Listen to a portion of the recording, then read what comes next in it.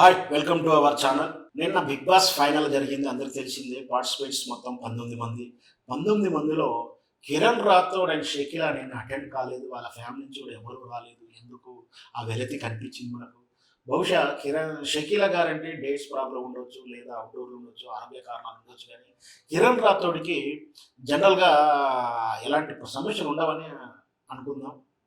వాస్తవానికి కిరణ్ రాథోడ్ మొదటి వారంలోనే ఆమె ఎలిమినేట్ అవ్వడం కొంచెం ఆమె అట్ట అయినట్టుంది, లేదా ఆమెకు అన్యాయం జరిగినట్టు ఫీల్ అయినట్టుండొచ్చు, లేదా డేట్స్ ఏదైనా ప్రాబ్లం ఉండొచ్చు. కిరణ్ రాథోడ్ నిన్న బిగ్ బాస్ 7 గ్రాండ్ ఫైనల్కి అటెండ్ అవ్వలేదు. షకీలా నుంచి కూడా ఎవరు అటెండ్ కాలేదు.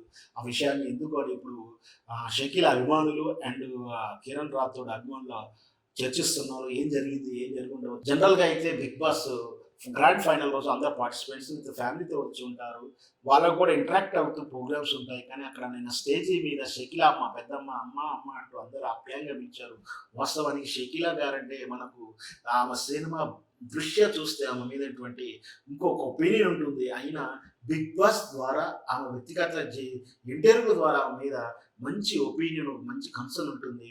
మొదటి నుంచి కూడా బిగ్ బాస్లో ఆమె పార్టిసిపేట్ చేసినప్పుడు ఇక్కడే కాదు, మలయాళం కూడా బిగ్ బాస్ 7లో ఇక్కడే కాదు, బిగ్ బాస్ మలయాళంలో కూడా తను పార్టిసిపేట్ చేసింది. ఇక్కడ తెలుగులో కూడా బిగ్ బాస్ 7లో పార్టిసిపేట్ చేసింది.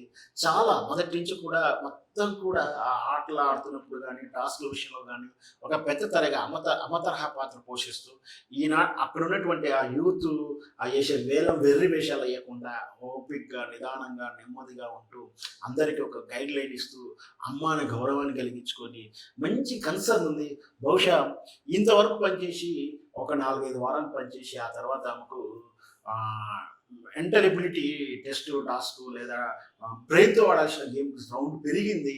దాంతో కొంచెం ఆమె వెనకబడింది. ఆ వెనకబడడం అంటే ఫిజికల్గా ఆడే గేమ్లోను, బ్రెయిన్తో ఆడే గేమ్లోను ఆమె ఎక్కువ వారాలు ఆడలేక మధ్యలోంచి ఎలిమినేట్ కావాల్సిన పరిస్థితి వచ్చి వెళ్ళిపోయింది.